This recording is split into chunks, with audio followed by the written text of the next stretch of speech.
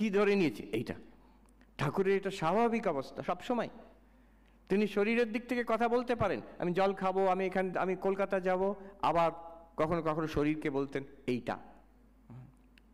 So জগৎ চলবে, তারপরে কি হবে? এনলাইটেনমেন্টের পরে কি হবে? ঠাকুর বলছেন দুরকম আমি আছে, একটা পাকা আমি আর একটা কাঁচা।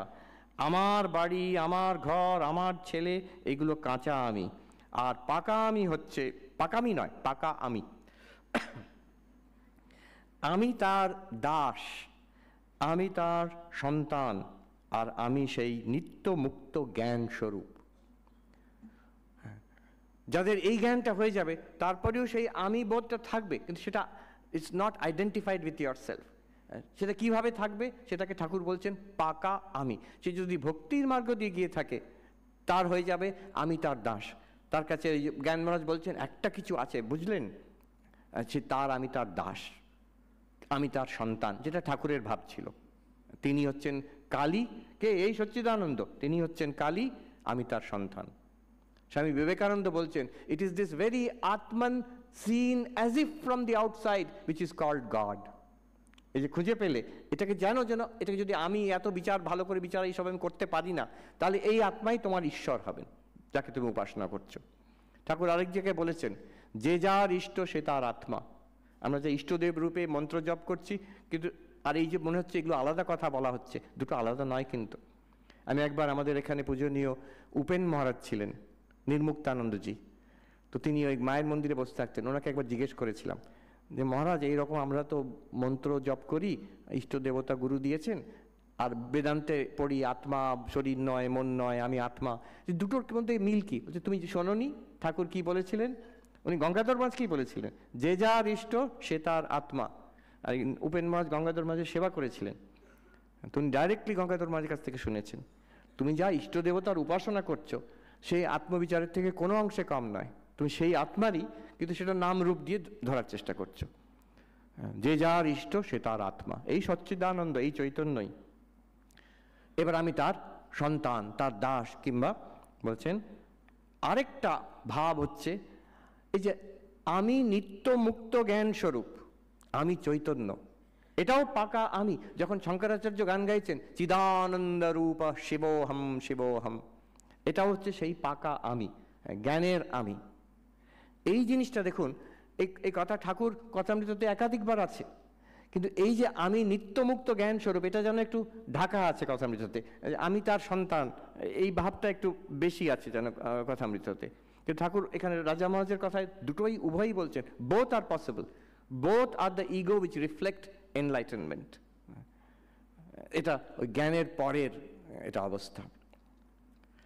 আচ্ছা, আরেকটা কথা বলে আমি শেষ করছি। এত অবধি যা বলা হলো এ কিন্তু অদ্বৈত নয়, বেদান্তও নয়, এটা সাংখ্য। আমি শরীর মন থেকে আলাদা, চৈতন্য, এটা বুঝতে পারলাম, বোধ হয়ে গেল, বেশ কথা। এরপরে আরেকটা, পূজনীয় স্বামী রঙ্গনাথনজি বলতেন বেদান্তিক থট বম্বস, ঠাকুর দেবেন এবার। তৃতীয় পয়েন্ট, কি লেভেলের দেখুন, চূড়ান্ত লেভেলের বেদান্ত বিচার চলছে এখানে। তৃতীয় পয়েন্টে ঠাকুর বলছেন এক ব্যক্তি তাকে বলেছিলেন আমার এক কথায় জ্ঞান হয় এই মতো উপদেশ দিন। বুদ্ধিমান জানে, বেশি লিমিট করে দিয়েছেন ঠাকুর, আপনি একটা কথা বলুন, মানে তো কথামৃত 1000 পাতা আছে, একটা কথাই বলুন, তাতে আমার জ্ঞান হয়ে যাবে, এমন একটা কথা বলুন। তিনি বললেন, মানে ঠাকুর বললেন, তিনি বললেন ব্রহ্ম সত্য জগৎ মিথ্যা এইটি ধারণা করো। ইহা বলিয়া চুপ করিয়া রইলেন।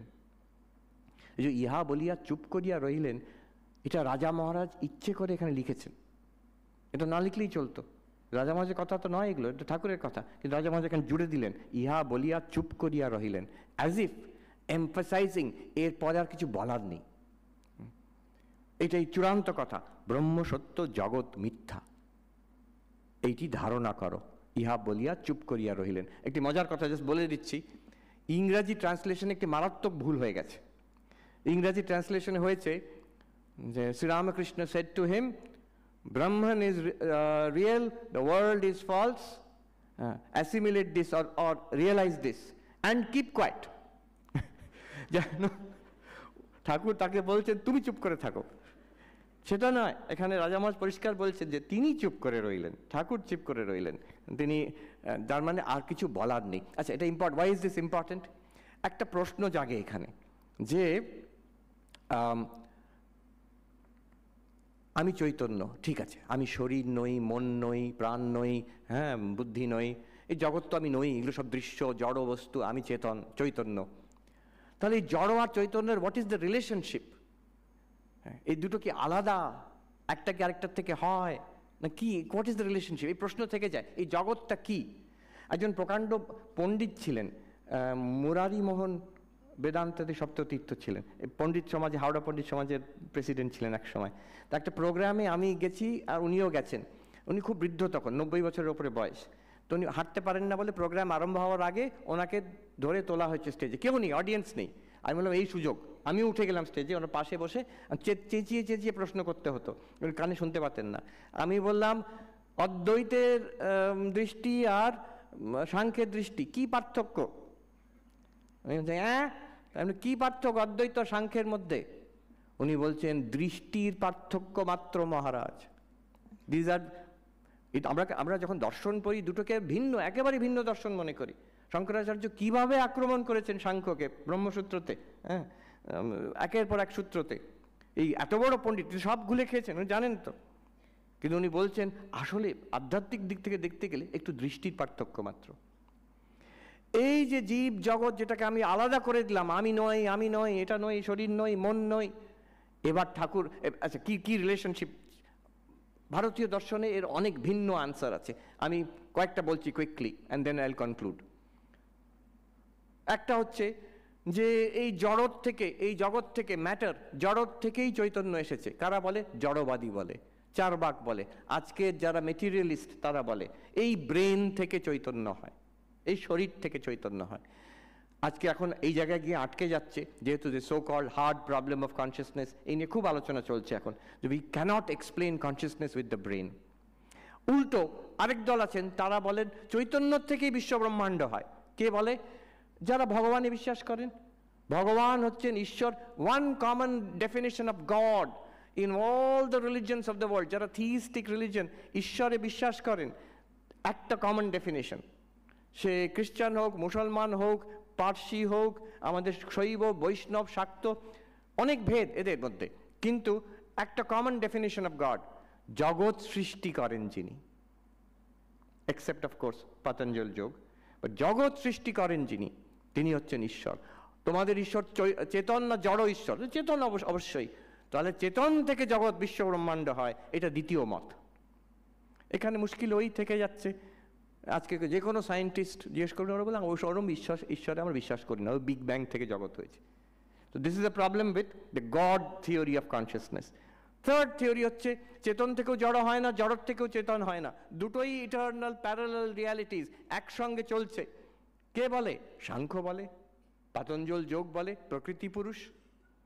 আর আজকের যুগে some of the top scientists, philosophers, New York ইউনিভার্সিটিতে আছে, the top philosopher of mind in the world today, David Chalmers, অন্যরাও আছেন, এখন বলছেন panpsychism, consciousness is a fundamental reality of this universe. Material reality আছে, consciousness আছে, they interact. এ তো কপিল মুনি, আমাদের এখন গঙ্গাসাগর হচ্ছে কপিল মুনি। কপিল মুনি, স্বামী বিবেকানন্দ বলছেন the first philosopher of the human race. তিনি হাজার হাজার বছর আগে একই কথা বলে গেছেন, কনসিয়াসনেস অ্যান্ড ম্যাটার, চেতনার জড়, প্যারালাল রিয়ালিটি, কোনোটা থেকে কোনোটা হয় না, দে ইন্টারাক্ট। আরেকটা, যদি আমরা বৌদ্ধ দর্শনে একটা স্যাম্পল দিই, মাধ্যমিক বৌদ্ধরা, তারা বলেন চেতন, যাকে তোমরা চেতন বলছো সেটাও শূন্য, যেটা জড় বলছো সেটাও শূন্য, তার মধ্যে আমি যাচ্ছি না। এবার আসি ঠাকুরের মত, অদ্বৈত মতে। চেতন থেকেও জড় হয় না, জড়র থেকেও চেতন হয় না, হ্যাঁ, দুটো প্যারালাল রিয়ালিটি তাও নয়, তার মধ্যে সমস্যা আছে। দুটো শূন্য শেষ পর্যন্ত তাও নয়। জড় হচ্ছে চেতনের মধ্যে, it's an appearance in consciousness, it is consciousness appearing to itself as জড়। আমি চেতন, আর যেটা আমি দেখছি সেটা আমার থেকে আলাদা নয়, কিন্তু সেটা আমার মধ্যেই প্রতিভাসিত হচ্ছে। আমি তার সত্তা, বলছে সত্তার স্ফূর্তি বলে, হ্যাঁ, স্ফুরণ। তার existence is the existence drawn from consciousness, তার illumination is illumination drawn from consciousness. যা আমরা অনুভব করছি, জগৎ body, mind, these are not separate actually. এই যে আমরা আলাদা করে করেছিলাম তা নয়, এটা শুধু তাই জন্য এটা হচ্ছে অদ্বৈত বিচার। ঠাকুর বলতেন ও বিচারের কথা, বিচার শেষ কথা নয়, বিচার করে যেখানে পৌঁছচ্ছে চৈতন্য সেটা শেষ কথা। সেখানে এসে নেক্সট দেখি জগৎ মিথ্যা মানে কি, there is no second reality other than consciousness। যদি জগৎ সত্য থাকতো, কনসিয়াসনেস সত্য থাকতো, দুটো থাকতো। কনসিয়াসনেস সত্য বলে আমরা দেখে নিচ্ছি এখন, এবার জগৎটা কি বলছেন মিথ্যা, it's an appearance in consciousness. অতএব there is only one reality remaining and that is consciousness, that is Chaitanya, that is you, তত্ত্বমসি। এই অদ্বৈততে এইখানে পরিণত হলো। এইখান থেকেই আসবে সারা বিশ্বব্রহ্মাণ্ড জুড়ে এক। উনি বলছেন না বিশ্বব্রহ্মাণ্ড আলাদা আর তুমি আলাদা, বলছেন না সারা বিশ্বব্রহ্মাণ্ড জুড়ে এক। কে এক? চৈতন্য। কে সেই চৈতন্য? তুমি সেই চৈতন্য। ঈশাবাস্যম ইদম সর্বম, যে ঈশোপনিষদের প্রথম যে লাইন, প্রথম পংক্তি, যেটা প্রথম মন্ত্রতে আছে, মহাত্মা গান্ধী বলেছিলেন সারা বিশ্ব মানে হিন্দু ধর্ম যদি সনাতন ধর্ম চলে যায়, এই একটি one sentence remains, whole of Hinduism will remain. সেখানে শঙ্করাচার্য ব্যাখ্যা করছেন ঈশা পরমাত্মা মানে ঈশ্বরের দ্বারা ব্যপ্ত করতে হবে জগৎকে। ঈশ্বরের দ্বারা মানে পরমাত্মার দ্বারা ব্যপ্ত করতে হবে জগৎকে। পরমাত্মা মানে শঙ্করাচার্য ভাষ্যতে আছে, পরমাত্মা মানে স্বয়ং আত্মানা, নিজের আত্মা দ্বারা ব্যপ্ত করতে হবে জগৎকে। কিসের দ্বারা এই বিশ্ব ব্রহ্মাণ্ড ব্যপ্ত? তোমার দ্বারা, by you the consciousness. This whole world is nothing but you. কেউ পর নয়, জগৎটা তোমার।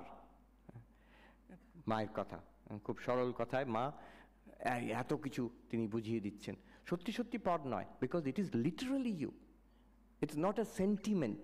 হ্যাঁ, ভালোবাসতে হবে সবাই, নিজের নয়, তুমি, you are appearing in all this ways. Thakur এই কথা বলছেন যে this is the last word. ইহা বলিয়া তিনি চুপ করিয়া রইলেন। এরপর ঠাকুর চুপ করে গেছেন, আমি তো আর বকবক করতে পারি না, কাজে আমি ঠাকুর মা স্বামীজির কাছে প্রার্থনা করি তারা এই পুণ্য দিনে আর এই পুণ্য স্থানে শুভ বেলুড়া মন্দির সন্নিহিতম, সেই গদাধর স্তোত্রতে আছে